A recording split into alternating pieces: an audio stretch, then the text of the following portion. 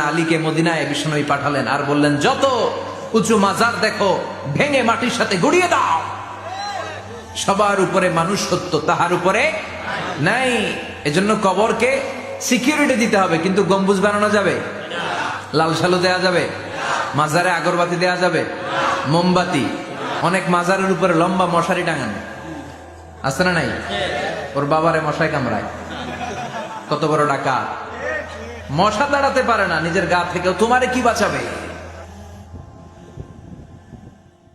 বিশ্বনবী বললেন, আল্লাহ ঘোষণা দেন, ফাইন যাকারানি ফি নাফসি যাকারতুহু ফি নাফসি। আমার বান্দা যদি একা একা আমার জিকির করে, আমি আমার বান্দাকে একা একা স্মরণ করি।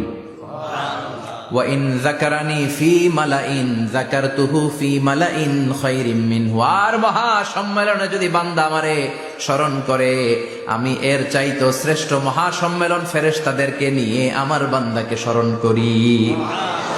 ওয়া ইন তাকাররাবা ইলাইয়া শিবরান তাকাররাবতু ইলাইহি যিরাআন। আমার বান্দা যদি আমার দিকে 1 বিঘত আসতে চায়, আমি আমার বান্দার দিকে 1 হাত এগিয়ে যাই। আমার বান্দা যদি আমার দিকে 1 হাত আসতে চায়, আমি আমার বান্দার দিকে 2 হাত চলে যাই। ওয়া ইন আতানি ইয়ামশি আতাইতুহু হারওয়ালা। আর আমার বান্দা যদি আমার কাছে হেঁটে হেঁটে আসতে চায়, আমি আমার গোলামের দিকে দৌড়ে দৌড়ে যাই। ওই আল্লাহর ভুলে গিয়ে আমরা মাজারে যে সেজদা দেই, কপাল পোড়া আছে না নাই? দুদেল বান্দা কালমা চোর, না পায় শ্মশান না পায় ঘর, দিন থাকিতে আয়রে পথে ছাইড়া দে ভণ্ডামি ভণ্ডামি ভণ্ডামি ভণ্ডামি, ছাইড়া দে ভণ্ডামি। ঠিক কি না? এই ভণ্ডামির সাথে আমাদের সম্পর্ক আছে? মাজার পূজার সাথে ইসলামের কোনো সম্পর্ক আছে? নামাজ কালাম পড়ে না, ইবলিশ শয়তানের নানা আছে না নাই? এলাকায় মনে হয় নাই, অনেক জায়গায় আছে দেখবেন, লাল সালু দিয়া উঁচু করা। সাইয়েদনা আলীকে মদিনায় বিশ্বনবী পাঠালেন আর বললেন, যত উঁচু মাজার দেখো ভেঙে মাটির সাথে গুড়িয়ে দাও। কবরস্থান উঁচু হবে না, কবর হবে সমান। এটাকে সেফটি দেওয়ার জন্য, সিকিউরিটি দেওয়ার জন্য আপনি চারদিকে সিম্পল বেড়া বা দেয়াল দিতে পারেন, যাতে গরু ছাগল যে এই কবরের অসম্মান না করে। আমরা আশরাফুল মাখলুকাত, আমরা বেঁচে থাকলেও যেমনি সম্মান আছে আমাদের, মরে গেলেও সম্মান আছে না নাই? আল্লাহ বললেন, ওয়ালাকাদ কাররামনা বানি আদম। আমি বনি আদমের সম্মান বাড়িয়ে দিয়েছি। জীবিত অবস্থায় যেমনি সম্মান, মরে গেলেও সম্মান। ঠিক কিনা? বিশ্বনবী দেখলেন একটা লাশ যাচ্ছে, লাশ দেখে নবী দাঁড়িয়ে গেলেন। সাহাবারা বললেন, ইয়া রাসূলুল্লাহ ইন্নাহু ইয়াহুদি, এটা ইহুদির লাশ। দাঁড়ালেন কেন? বসেন। বিশ্বনবী বললেন, আওয়ালাইসাত নাফসান, এটা কি মানুষ না? এটা হোক না ইহুদি, হোক খ্রিস্টান, হোক নাস্তিক, এটা তো মানুষ। আমি তো মানুষকে সম্মান দিয়েছি। I have dignified the status of the sons of Adam. আমি বনি আদমের সম্মানকে বাড়িয়ে দিয়েছি। সবার উপরে মানুষ সত্য, তাহার উপরে নাই। এজন্য কবরকে সিকিউরিটি দিতে হবে, কিন্তু গম্বুজ বানানো যাবে, লাল সালু দেয়া যাবে, মাজারে আগরবাতি দেয়া যাবে, মোমবাতি, মশারি। অনেক মাজারের উপরে লম্বা মশারি টাঙানো আছে না নাই? ওর বাবারে মশায় কামড়ায়, কত বড় ডাকাত। তো মশাই যদি নিচ থেকে তাড়াইতে না পারে, ও তোমারে কি করবে? কথা বলেন। মশা দাঁড়াতে পারে না নিজের গা থেকেও, তোমারে কি বাঁচাবে? দেখবেন যে লোকটা মাজারে মশারি দেয়, ওর বাবার ডেঙ্গু জ্বর, ওর বাপেরে মশাই খায়, ওর মারে মশাই খায়। গোটা বিশ্বের সবগুলো আল্লাহর ওলি যদি একটা গ্লাসের পানিতে ফু দেয়, আর আপনার মা যদি আপনার মাথার মধ্যে হাত বুলিয়ে দেয়, আপনার মা যদি আপনার বুকে একটা ফু দিয়ে দেয়, সব পীর সাহেব একদিকে, মায়ের দোয়া আর একদিকে। মায়ের দোয়া মুহূর্তে আল্লাহর আরশে পৌঁছে যাবে।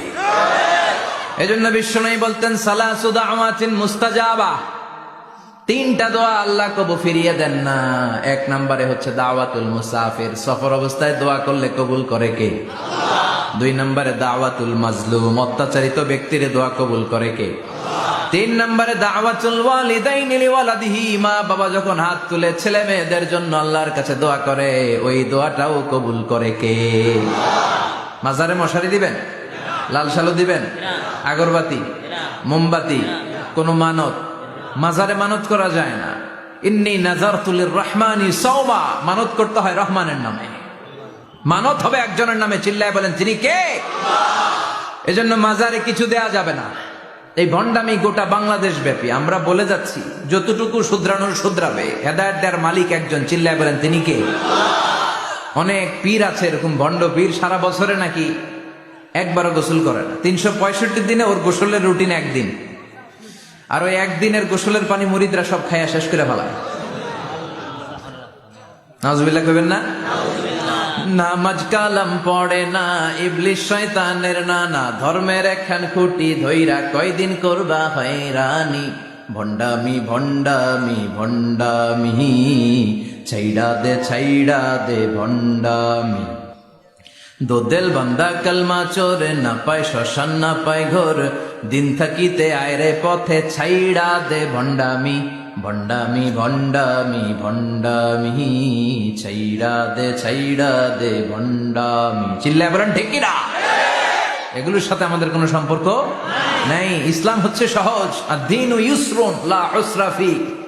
আদ-দীনু ইউসর, দিন সহজ। এত জনের কাছে যাওয়া লাগবে না, আপনি ওই জেলায় যে ওই মাজারে মানত করা লাগবে না, আপনার সিলেটে যাওয়া লাগবে না, আপনার খানজানাইলের কাছে যাওয়া লাগবে না, আপনার কোথাও যাওয়া লাগবে না। আপনি বাড়ির পাশের মসজিদে পড়ে সেজদা দেন, মুহূর্তে দোয়া কবুল করে নিবে কে? রব্বুল আলামিন বলে, গোলাম আমারে ডাকস না কেন? তোর ডাকে সাড়া দেওয়ার জন্য আমি 24 আওয়ার্স রেডি। দুনিয়ার বুকে কোনো বিষয় নিয়ে যদি আমরা বারবার যাই, দুনিয়াতে লোকজন রেগে যায়, ঠিক কিনা? আমি ওনার কাছে গেলাম, ভাই আজকে একটা বিপদে পড়ছি, 500 টাকা দেন, দিয়ে দিল। এরপরের দিন আবার গেলাম, দিল। পরশু দিল, তরশু গেলে চেঁচা দিয়ে দিবে, একটা মাইর দিয়ে দিবে, ঠিক কিনা? কি পাইছো তুমি? প্রতিদিন 500 টাকা। বারবার কোন একটা ইস্যু নিয়ে কারো কাছে যাওয়া যায় না, এটা লজ্জার বিষয়, ঠিক কিনা? কিন্তু আল্লাহর বিষয়টা উল্টো। সুনানে তিরমিজির বর্ণনা, ইন্নাহু মান লাম ইয়াসআলিল্লাহ ইয়াগদাব আলাই। কোন বান্দা যদি কোনো বিষয় নিয়ে, কোনো ব্যাপার নিয়ে আল্লাহর কাছে বারবার না যায়, আল্লাহ তার উপর রেগে যায়। এজন্য আল্লাহর কাছে বারবার চাওয়ার দরকার আছে না নাই? বিশ্বনবী বললেন, আল্লাহ ঘোষণা দেন, ফাইন যাকারানি ফি নাফসি যাকারতুহু ফি নাফসি। আমার বান্দা যদি একা একা আমার জিকির করে, আমি আমার বান্দাকে একা একা স্মরণ করি। ওয়া ইন যাকারানি ফি মালাইন যাকারতুহু ফি মালাইন খায়রিম মিনহু। আর মহা সম্মেলনে যদি বান্দা আমারে স্মরণ করে, আমি এর চাইতো শ্রেষ্ঠ মহা সম্মেলন ফেরেশতাদেরকে নিয়ে আমার বান্দাকে স্মরণ করি। ওয়া ইন তাকাররাবা ইলাইয়া শিবরান তাকাররাবতু ইলাইহি দিরাআন। আমার বান্দা যদি আমার দিকে 1 বিঘত আসতে চায়, আমি আমার বান্দার দিকে 1 হাত এগিয়ে যাই। আমার বান্দা যদি আমার দিকে 1 হাত আসতে চায়, আমি আমার বান্দার দিকে 2 হাত চলে যাই। ওয়া ইন আতানি ইয়ামশি আতাইতুহু হারওয়ালা। আর আমার বান্দা যদি আমার কাছে হেঁটে হেঁটে আসতে চায়, আমি আমার গোলামের দিকে দৌড়ে দৌড়ে যাই। ওই আল্লাহর ভুলে গিয়ে আমরা মাজারে যে সেজদা দেই, কপাল পোড়া আছে না নাই? সাইয়েদনা আলীকে মদিনায় বিশ্বনবী পাঠালেন আর বললেন, যত উঁচু মাজার দেখো ভেঙে মাটির সাথে গুড়িয়ে দাও।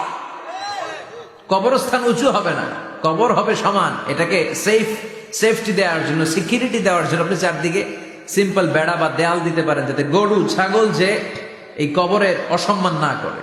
আমরা আশরাফুল মাখলুকাত, আমরা বেঁচে থাকলেও যেমনি সম্মান আছে আমাদের, মরে গেলেও সম্মান আছে না নাই? আপনার মনের জ্বালা যন্ত্রণা পূরণ করে দিতে পারে কে? এটার নাম তাওহীদ। এক আল্লাহ কেন্দ্রিক হওয়া, আল্লাহ সেন্টার্ড। আমাদের সবকিছু হবে আল্লাহ কেন্দ্রিক। বিপদে আপদে যে কোনো পরিস্থিতিতে সবার আগে কার কাছে যাব?